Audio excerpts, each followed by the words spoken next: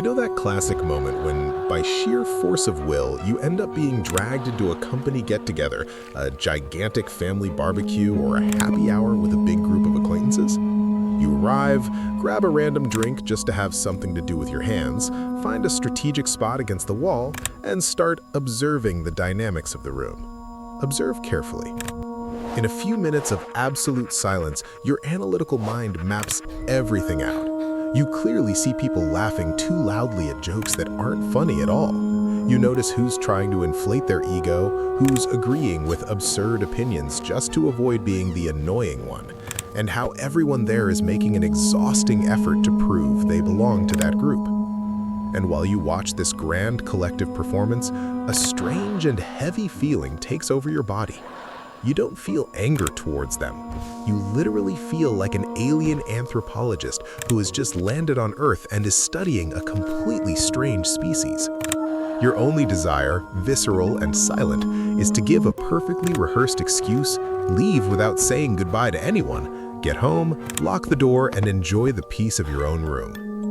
If you harbor this chronic aversion, this almost physical allergy to belonging to large groups, communities, and herd movements, I bet the whole of society has already stuck a label on your forehead. On one side, there are traditional psychologists and internet gurus saying you have social phobia, that you're a wild animal, a misfit who urgently needs to learn how to network if you want to have any success in life. On the other side, there's an entire subculture on the internet romanticizing your pain, calling you a lone wolf or a sigma, that cold, arrogant, calculating, and intellectually superior guy who thinks the rest of the world is a flock of sheep. But let me break through that icy shell now and tell you a raw, profound truth based on behavioral biology that will shatter your guilt about being the weirdo once and for all. You don't reject belonging to groups because you think you're superior to anyone, and much less because you don't know how to socialize. The most brilliant and painful irony of your mind is that you avoid cliques because your hyper-vigilant nervous system made a millimetric calculation and perceived in fractions of a second the invisible and exorbitant price to pay for being there in the middle of it all. Today, we're going to perform an autopsy on the impenetrable psyche of the lone wolf. I'm going to prove to you through psychology why group dynamics activate your flight instinct, what actually happened in your past to build this leaden armor, and how you can have an incredibly rich social life without ever needing to set foot in the clubhouse.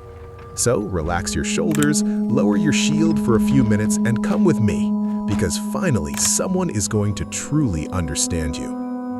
To untangle the knot of your aversion to groups, we need to confront head-on the most basic and cruel dynamic of collective human behavior, a silent rule that your radar detects at the speed of light. I call it the toll of the hive. In social psychology, there's an unspoken law governing any pack, whether it's school, church, work, or a group of friends. This law dictates that for the group to survive cohesively, avoid conflict, and maintain harmony, all individuals must undergo a process of homogenization. What does this mean in practice?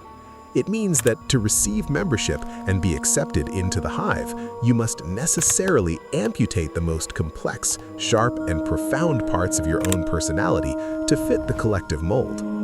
The group demands consensus. The group demands predictability. To belong, you have to laugh at the same things, speak ill of the people they speak ill of, wear the same shirt, and swallow their most questioning opinions, not to spoil the vibe of the environment. And for a person like you who values your own mental integrity and truth above all else, having to dilute your depth, feign interest in trivialities, and agree with the herd mentality just to avoid being alone is not socializing. It's the physiological equivalent of swallowing ground glass. You don't run away from people, you run away from the performance they demand. Your brain, addicted to mapping hidden intentions, turns on its radar and sees the group's matrix. You see the falsehoods and vanities screaming in a single square meter. Your social battery doesn't run out of balance due to shyness. It plummets to the red from sheer disgust at that obligatory charade. You prefer to face the biting cold of absolute isolation than to feel the lukewarm and disgusting water of false acceptance. Your preventative solitude isn't a symptom of arrogance. It's a shield of maximum security, forged in fire to protect your identity from being devoured, pasteurized, and destroyed by the group. You've simply developed an acute intolerance for superficiality. And I know perfectly well how exhausting it is to live in a noisy world that constantly glorifies those who are in the spotlight, who have thousands of friends, and who belong to every clique. I know that maintaining this solitary integrity, swimming against the tide and being called difficult, tires your soul. And since your number one instinct when you see a herd movement is to seek the safest and quietest hiding place possible, I have an invitation designed precisely for your analytical mind. Transform this channel into your official anti-herd bunker and click the subscribe button right now. Do you know why this is the micro decision most aligned with your intelligence right now?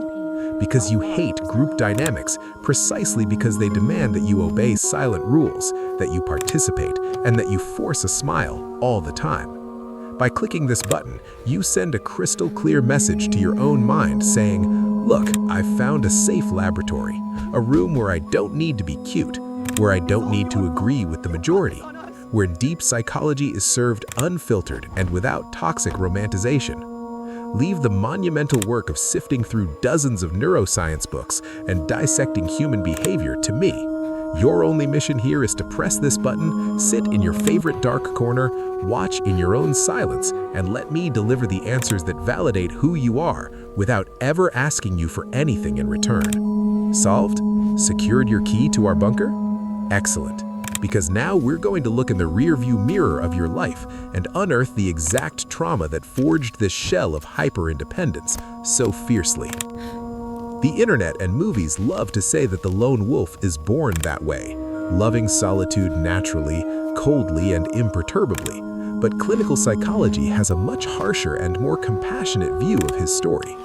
Extreme isolation is never a personality trait that comes pre-existing. It is almost always a surgically brilliant response to a very old relational trauma. Do a brutally honest exercise in memory. If you delve into your childhood, your adolescence, or your early experiences in school and family groups, you will find the root of the problem. It is almost certain that in the past, when you were more vulnerable, you let your guard down and truly tried to belong wholeheartedly to a group, and you paid a terrible price for it. Perhaps you were the scapegoat of the group, the one who was ridiculed, excluded, and cowardly left aside simply for being different, quieter, or more intelligent than average. Perhaps in your own family, love was conditional. You were only accepted if you didn't cause trouble, if you were useful, or if you solved everyone's problems. You were the person who always gave 100% for the group, who carried others on your shoulders, but when you needed help, you looked around and there was absolutely no one to hold your hand. What did his brilliant brain, focused purely on survival, learn from these setbacks? It formed a tragic and unbreakable mathematical equation. Groups and communities are not places of refuge. Groups are dangerous places where I am sucked in, where I am betrayed, or where I am forced to amputate my essence. Depending on a group means risking emotional death. Your current stance of not wanting to mix with others isn't arrogance. It's what we call traumatic hyperindependence. Your isolation is the adult brain protecting the child who was once left with their hand outstretched to the void. You dismiss the group before they have the chance to disappoint you again. If I don't depend on absolutely anyone to be happy, no one will have the power to destroy me. But it is precisely here that the great and painful trap of who you are lies, and where the myth of the antisocial definitively falls apart. The social sniper paradox. People think you hate humanity, but you and I know that's a lie. Deep down, you don't want to be alone all the time. You don't hate intimacy, you hate superficiality. While the average person operates on a machine gun model, firing in all directions, wanting to have 30 shallow acquaintances with whom to share a beer, but not a secret, wanting to be adored by the crowd, you operate on a sniper model. You only have 2 or 3 silver bullets. You want one-on-one connections. You don't want the noisy crowd. The idea of spending Saturday with 40 acquaintances is a nightmare. but the idea of sitting on a porch at 2 in the morning in absolute silence with one or at most two people in your entire life who understand the complex way your mind works, with whom you can talk about the universe, your ugliest fears, and your most absurd theories without being judged. Ah, that's paradise. You escape the herd, but you love human connection under the microscope. So how do you survive and live an abundant life in a world designed for herds without having to bow your back to the social pressure of belonging?